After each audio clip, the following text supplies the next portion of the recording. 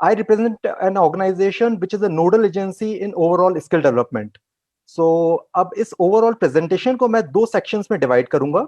एक overall NSDC के and से या पूरे स्किल इकोसिस्टम में क्या कुछ हो रहा है उसको, और सेकेंडली हमारे एनजीओ, सीएसओ, हमारे ट्रेनिंग पार्टनर्स, उनके कोविड के दौरान क्या चैलेंजेस है और क्या अपॉर्चुनिटीज वो देख सकते हैं.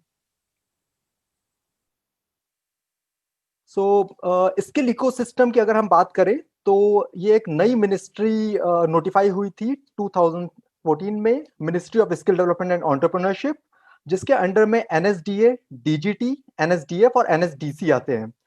NSDC and National Skill Development Corporation overall organisation, nodal agency है स्किल डेवलपमेंट की, जो पूरे हिंदुस्तान में जितनी भी स्किलिंग शॉर्ट टर्म ट्रेनिंग्स हो रही है उसको इंप्लीमेंट कराती है through our sector skill councils और प्राइवेट ट्रेनिंग पार्टनर्स के थ्रू. एनएसडीसी एक पब्लिक प्राइवेट पार्टनरशिप के अंडर में इनकॉर्पोरेट की गई थी, जिसका 49% गवर्नमेंट होल्डिंग है एंड 51% प्राइवेट होल्डिंग है. एंड 51% जो प्राइवेट होल्डिंग है वो पूरा का पूरा इंडस्ट्री एसोसिएशंस के द्वारा है, जो एसोकॉम, नासकॉम, सीआईआई, सियाम, इस तरह की ऑर्गेनाइजेशंस ने 51% होल्ड किया है. एनएसडीसी के अंडर में 37 सेक्टर स्किल काउंसिल्स काम करती है. सेक्टर स्किल काउंसिल्स का main role curriculum development, industry associations और उस कोर्स करिकुलम को वैलिडेट कराने का होता है जो अलग अलग सेक्टर्स के रिस्पेक्टिव इंडस्ट्रीज को रिक्वायरमेंट है.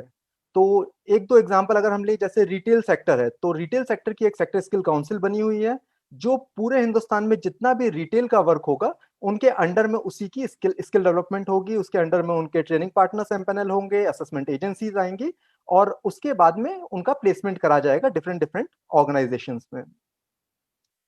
अब जहां तक एनएसडीसी के विद इन एक सब डिपार्टमेंट है इंडस्ट्री पार्टनरशिप और कॉर्पोरेट सोशल रिस्पॉन्सिबिलिटी का, मैं उसका कुछ आपको मॉडल्स बताऊंगा, हम लोग किस तरीके से काम करते हैं, किनके साथ में काम करते हैं और किस लेवल का काम है. सो अगर हमारी पार्टनरशिप मॉडल्स देखें तो उसके 5 मॉडल्स प्राइमरली हैं, जिसमें से फर्स्ट एंड फॉरमोस्ट है ट्रेनिंग ऑफ कैंडिडेट्स, जो स्पॉन्सरशिप ऑफ कैंडिडेट्स भी बोला जाता है. Different different PSUs, different different private sectors का फंड हम लोग स्किल डेवलपमेंट में यूटिलाइज करते हैं, जो बच्चों को, कम्युनिटीज को उनकी नियर बाई जोग्राफीज में ट्रेन कराता है, रेलेवेंट सेक्टर्स में ट्रेन कराता है और उसके बाद में उनको प्लेसमेंट कराया जाता है. ये हमारा सबसे बड़ा मॉडल है. सेकंड है हमारा सेंटर ऑफ एक्सीलेंस क्रिएट करना. सो अब पिछले कुछ 3-4 सालों से जो बड़े पार्टनर्स है, जो बड़े कॉर्पोरेट्स है, उनका ये रुझान आया है कि वो 1 साल 2 साल के लिए ना करते हुए 4-5 साल के लिए एनएसडीसी के साथ में पार्टनरशिप करना चाहते हैं. तो मैं आपको एक एग्जांपल देता हूं, जैसे एयरपोर्ट अथॉरिटी ऑफ इंडिया के साथ में हम लोगों ने एक सेंटर ऑफ एक्सीलेंस स्टैब्लिश किया एविएशन सेक्टर के अंडर में, जो चंडीगढ़ ओल्ड एयरपोर्ट के ऊपर में बना है. तो इसमें सस्टेनेबिलिटी इश्यूज नहीं आते. बहुत सारे एनजीओ को, बहुत सारे ट्रेनिंग पार्टनर्स को अदरवाइज सस्टेनेबिलिटी इश्यूज होता है, इस साल का कमिटमेंट है, नेक्स्ट ईयर कोई कमिटमेंट नहीं होगा. लेकिन जब हम 4 to 5 years का कमिटमेंट लेके चलते हैं तो एक प्रोजेक्ट को सस्टेन कराने में बहुत ईजी होती है. थर्ड, एक बहुत अच्छा मॉडल लास्ट 2 साल से डेवलप हुआ है, जिसमें डिफरेंट डिफरेंट कॉर्पोरेट, जैसे आप कह लीजिए हीरो है, स्नाइडर है, हिंडवेयर है, ये अपना शोकेस करने के लिए और अपनी एक्सपर्टीज देने के लिए वो अपना ट्रेड स्पेसिफिक लैब्स देते हैं. तो फॉर एग्जांपल हीरो हमारे साथ में कोलैबोरेट करेगा, हम लोग आइडेंटिफाइंग करेंगे ट्रेनिंग पार्टनर्स को और उन ट्रेनिंग पार्टनर्स के ट्रेनिंग सेंटर्स में हम लोग हीरो की ऑटोमोटिव लैब स्टैब्लिश करवा देंगे. तो it's a win win situation for everyone. Training partner को एक low cost automotive lab available हो जाती है, दूसरी तरफ कॉर्पोरेट की ब्रांडिंग हो जाती है, एंड एनएसडीसी का ओवरऑल स्किल डेवलपमेंट का जो इनिशिएटिव है उसमें एक क्वालिटी इंप्रूव होती है. फोर्थ है नॉन फाइनेंशियल एमओयूज भी हम लोग करते हैं.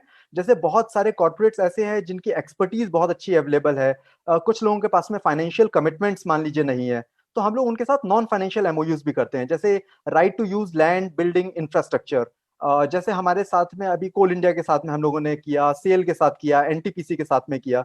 तो उनके पास बहुत अच्छा लैंड बिल्डिंग और इंफ्रास्ट्रक्चर अवेलेबल है, जबकि उनके पास फाइनेंशियल कमिटमेंट उस पर्टिकुलर टाइम पर नहीं था.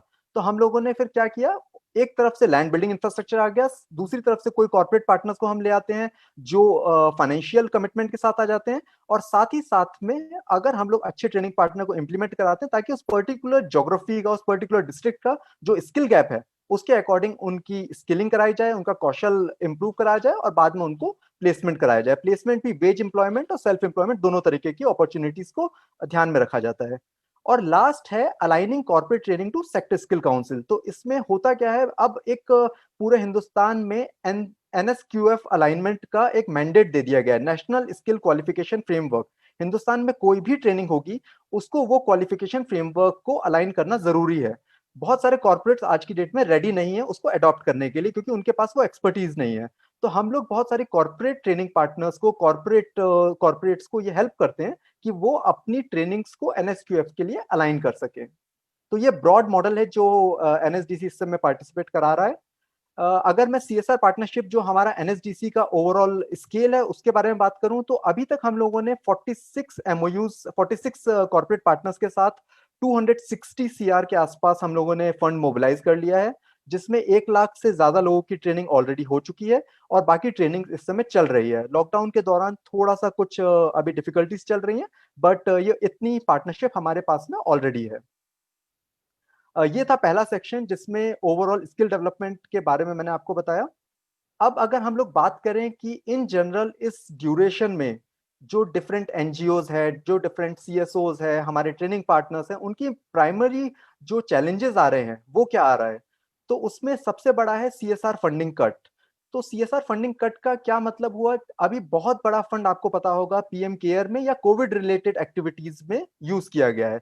अगर एक एस्टिमेट लगाया जाए तो 30 to 60% फंड जो लास्ट फाइनेंशियल ईयर के सीएसआर को कवर करता था वो सारा का सारा पीएम केयर या कोविड रिलेटेड एक्टिविटीज में चला गया है। अगर हम केवल पीएम केयर की बात करें तो 10,000 सीआर की फंडिंग केवल पीएम केयर में गई है। आई नो पीएम केयर का भी काम बहुत अच्छा चल रहा है एंड कोविड रिलेटेड एक्टिविटी इस समय प्रायोरिटी होना चाहिए, बट जो एनजीओ कोविड रिलेटेड एक्टिविटी काम नहीं कर रहे या पीएम केयर के साथ जुड़े हुए नहीं है, तो उनके लिए ये ड्यूरेशन थोड़ा डिफिकल्ट होने वाला है। सेकेंडली अगर हम बात करें रिड्यूस प्रॉफिटेबिलिटी, तो ये तो हुआ कि जो लास्ट फाइनेंशियल ईयर के कारण जो सीएसआर फंडिंग कम हुई थी। सेकंड, इस फाइनेंशियल में ईयर में अगर हम देखें तो अगर हम बीएससी की टॉप 500 कॉर्पोरेट्स का अगर डेटा देखते हैं तो 5 में से 2 कॉर्पोरेट्स ने जो क्वार्टर 4 का रिजल्ट डिक्लेयर किया है वो या तो लॉसेस में गया है या उनकी प्रॉफिटेबिलिटी 20% से ज्यादा रिड्यूस हुई है। तो इसका सीधा सीधा मतलब ये है कि नेक्स्ट फाइनेंशियल ईयर में जो सीएसआर कमिटमेंट आने वाला है वो भी रिड्यूस होने वाला है। तीसरा, बहुत सारे एनजीओ या बहुत सारे ट्रेनिंग पार्टनर्स ऐसे हैं जो सारे के सारे मतलब उन्होंने एक पर्टिकुलर सेक्टर में ही अपना स्पेशलाइजेशन किया है, उन्होंने उसे डाइवर्सिफाई नहीं किया है। ये एक बहुत बड़ा चैलेंज है कोविड के ड्यूरेशन में, अगर वो किसी भी तरीके से कोविड रिलेटेड एक्टिविटी में इन्वॉल्व नहीं है तो। फोर्थ, लॉजिस्टिक इश्यूज, जो मेरे पहले अपा साहिब जी ने भी बताया था, लॉजिस्टिक्स के बहुत ज्यादा इशू चल रहे हैं इस समय। एक्सटेंडेड लॉकडाउन चल रहा है जिसके कारण कहीं पर कम्यूटिंग डिफिकल्ट हो चुका है, सोशल डिस्टेंसिंग मेंटेन करना है, बहुत सारे लॉजिस्टिक्स के इशू चल रहे हैं जिसको ओवरकम करना भी बहुत सारे एनजीओ और सीएसओ के लिए डिफिकल्ट होता जा रहा है। फिर एक विशियस सर्कल के बारे में मैं बताना चाहूंगा। जैसे एक स्किल डेवलपमेंट से मैं आपको एग्जांपल देता हूं, हम लोग बहुत ज्यादा सुनेंगे बहुत सारे कॉर्पोरेट्स ऐसे हैं जिनको स्किल्ड मैन पावर नहीं मिल पा रहा। दूसरी तरफ अगर हम डेटा देखते हैं तो कंट्री का अनएम्प्लॉयमेंट रेट बहुत बढ़ता जा रहा है। तो ये दोनों चीजें मैच नहीं कर रही हैं। रीजन क्या है, हमारे यहाँ पर जो स्किल्ड मैन पावर है, जो सही industry required skilled man power है, उसकी लिमिटेशन है, जिसके कारण एक तरफ बेरोजगारी बढ़ रही है, दूसरी तरफ कॉर्पोरेट्स को बहुत अच्छे बच्चे नहीं मिल पा रहे हैं जिसके कारण उनकी एफिशिएंसीज कम हो रही है। और आखिरी है सोशल रीच। बहुत सारे एनजीओ, स्पेशली अगर हम बात करें जो छोटे एनजीओ हैं, उनकी सोशल और डिजिटल रीच बहुत लिमिटेड है। आई नो कि वो बहुत अच्छा काम कर रहे हैं, लेकिन फिर भी अगर हम देखेंगे तो उनके बारे में, उनकी ज्योग्राफीज के बाहर कोई जानता नहीं है, उनके काम के बारे में कोई जानता नहीं है। तो आज के टाइम पे आपकी सोशल और डिजिटल रीच को इंप्रूव करना बहुत ज्यादा जरूरी है। तो ये ब्रॉडली ये चैलेंजेस है जो मैंने बकेटिंग करने की कोशिश करी, जो स्मॉल साइज से लेके मीडियम साइज के एनजीओ जो डिफिकल्टी फेस कर रहे हैं। अब अगर हम बात करें कि क्या चैलेंजेस की अपॉर्चुनिटीज या वे हेड है, तो definitely Covid although unprecedented time है, बहुत डिफिकल्ट टाइम है सबके लिए, लेकिन ये बहुत सारी अपॉर्चुनिटीज भी साथ में लेकर के आया है। ये नजरिया है, पर्सपेक्टिव है, हमें इसको किस तरीके से देखना है। पहली जो मेरे को सबसे इंपॉर्टेंट चीज लगती है वो लगता है नीड असेसमेंट। आज की डेट में बहुत सारे एनजीओज या ट्रेनिंग पार्टनर्स बहुत अच्छे अच्छे प्रपोजल्स लेकर के आते हैं और उसको पास कराने की कोशिश करते हैं डिफरेंट डिफरेंट कॉर्पोरेट से या गवर्नमेंट से। हो क्या रहा है, बहुत सारे एनजीओ ग्राउंड लेवल पे पहले बेसलाइन नहीं करते हैं या नीड असेसमेंट सही तरीके से नहीं करते हैं। एकदम सुपरफिशियल लेवल पे जो भी इंफॉर्मेशन मिलती है, चाहे सेकेंडरी डेटा से मिलती हो या किसी से सुनने बोलने से मिलती हो, उसके बेसिस पर प्रपोजल्स बना दिए जाते हैं, जो या तो अगर पास नहीं होंगे या पास हो भी जाएंगे तो उनका इम्पैक्ट बाद में बहुत अच्छा नहीं आता। तो जो हम लोग कहते हैं सोशल रिटर्न ऑन इन्वेस्टमेंट, वो लिमिट कर जाता है। सेकेंडली, अब हम अगर बात करें अलाइनमेंट विद कोविड, तो आज की डेट में अगर एक कोई एनजीओ है जो कोविड रिलेटेड एक्टिविटी में इन्वॉल्व नहीं है, तो उसके लिए ये पूरा ड्यूरेशन सरवाइव करना, पास करना बहुत डिफिकल्ट होने वाला है। तो मेरे लिए ये जितने भी एनजीओज है, ट्रेनिंग पार्टनर्स है, सीएसओज है, उनके लिए एक ये सजेशन है कि एटलीस्ट आप थोड़ा सा इस चीज को डाइवर्सिफाई करें। डाइवर्सिफाई करें दो तीन टर्म्स में। पहली चीज हुई, जैसे आप ज्योग्राफीज को डाइवर्सिफाई कर सकते हैं। अगर आप महाराष्ट्र में काम कर रहे हैं तो प्रोबेबली आप आसपास के स्टेट्स को और वेंचर आउट करिए, भले ही चाहे आपको कोई पार्टनरशिप करनी पड़े वहां पर इंप्लीमेंट करने के लिए।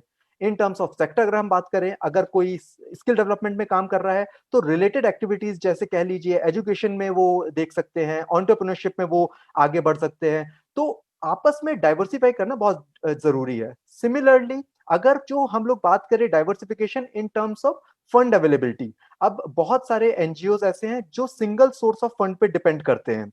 अगर गवर्नमेंट ग्रांट है तो वो कंप्लीटली गवर्नमेंट ग्रांट के ऊपर डिपेंडेंट है, अगर सीएसआर है तो वो कंप्लीटली सीएसआर है, इंडिविजुअल फंडिंग है तो केवल इंडिविजुअल फंडिंग है। इस पोर्टफोलियो को भी डाइवर्सिफाई करने की बहुत ज्यादा जरूरत है। ये करंट फाइनेंशियल ईयर और नेक्स्ट फाइनेंशियल ईयर में नॉन फाइनेंशियल कमिटमेंट्स बहुत इंपॉर्टेंस रखने वाले हैं। बहुत ज्यादा टाइम ऐसा होता है हम लोग इसको नजरअंदाज कर देते हैं, नॉन फाइनेंशियल एमओयूज को। हम लोग ये सोचते हैं कि नॉन फाइनेंशियल है, इसका मतलब उसका कोई यूज नहीं है, लेकिन वो इनटेंजिबल बेनिफिट्स बहुत इंपॉर्टेंट है। आज की डेट में इंडस्ट्री की पार्टनरशिप बहुत इंपॉर्टेंट है। अगर आप लोगों को किसी भी तरह की अपॉर्चुनिटी मिल रही है एनजीओ को, तो मेरा यही रिकमेंडेशन है कि अगर कोई लैंड, बिल्डिंग, इंफ्रास्ट्रक्चर, कोई रिसोर्स, इवन अगर नॉन फाइनेंशियल कमिटमेंट भी करने के लिए रेडी है, तो उस पूरी अपॉर्चुनिटी का लेवरेज कीजिए, उसको अभी लीजिए, ताकि ये लॉन्ग टर्म पार्टनरशिप आज जो नॉन फाइनेंशियल है वो कल फाइनेंशियल भी हो सकती है। या इवन अगर नॉन फाइनेंशियल है तो उसमें आप दो तीन कॉर्पोरेट्स को या दो तीन स्कीम्स को मिक्स करके आप उस ओवरऑल प्रोजेक्ट को बड़े आराम से चला सकते हैं। तो ये डिफिकल्ट टाइम में नॉन फाइनेंशियल एमओयूज बहुत इंपॉर्टेंस रखने वाले हैं। बिकॉज अगर हम आज की डेट में बात करें, हम लोगों ने एक एमओयू किया डीडीए के साथ दिल्ली में। उन्होंने बोला कि हम लोग केवल और केवल आप लैंड बिल्डिंग प्रोवाइड कर पाएंगे। तो वो लैंड बिल्डिंग अगर हम लोग देखें तो लैंड बिल्डिंग के अंडर में उनकी रेंटल कॉस्ट होती है, उनकी डिफरेंट अपॉर्चुनिटी कॉस्ट होती है, बहुत सारी चीजें होती है। तो ये बहुत इंपॉर्टेंट है। साथ ही साथ में अगर हम देखें सोशल और डिजिटल रीच, तो आज की डेट में मस्ट है। कोई भी एनजीओ इसको बाईपास नहीं कर सकता।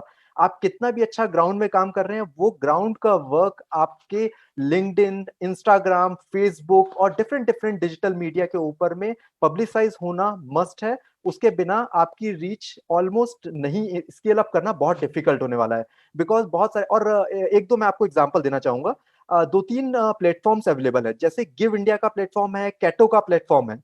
गिव इंडिया का प्लेटफॉर्म आज की डेट में पूरे कंट्री का जो सबसे ज्यादा फिलॉन्थ्रोपिक फंड जो मोबिलाइज हो रहा है वो गिव इंडिया के प्लेटफॉर्म से हो रहा है। तो अगर आपकी रीच गिव इंडिया में नहीं है तो एक बहुत बड़ा चंक है फंड का जो आप मिस आउट कर रहे हैं।